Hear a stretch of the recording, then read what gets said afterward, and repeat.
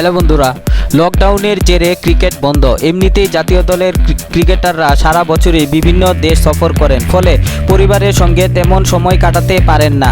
করোনার জেরে লকডাউনে ক্রিকেটারদের সাপে বর সবাই এখন পরিবারের সঙ্গে সময় কাটাতে পারছেন, তাই এই সময়টাতে তারা রিল্যাক্সের সঙ্গে সময় কাটাতে পারছেন, ফলে মন রয়েছে ফুরফুরে।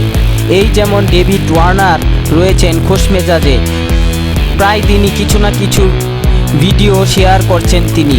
কখনো তিনি নাচছেন, কখনো আবার গান গেয়ে মনোরঞ্জন করছেন দর্শকদের। ওয়ার্নারের এদেশের খাবার, গান, নাচ সব কিছুরই সঙ্গে পরিচিত, আর বলিউডের একের পর এক গানে তাকে অনেকবার নাচতে দেখা গিয়েছে। এই তো কিছুদিন আগে তিনি একজন ভারতীয় ড্যান্সারের ভিডিও শেয়ার করেছিলেন।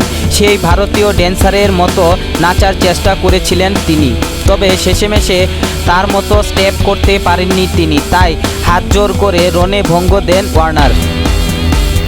এবার অজি তারকা রতন কাহারের গান বড়লোকের বেটি লো গাইলেন। যদিও এই গানটির মাত্র একটি লাইন ব্যবহার করে ভিডিও করেছেন গায়ক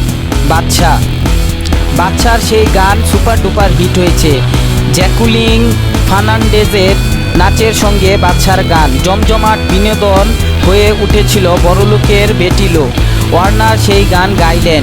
প্রথমে গানটির সঙ্গে লিপ মেলাচ্ছিলেন, এরপর গান হঠাৎ বন্ধ হওয়ায় ওয়ার্নারের আসল গলা বেরিয়ে আসে।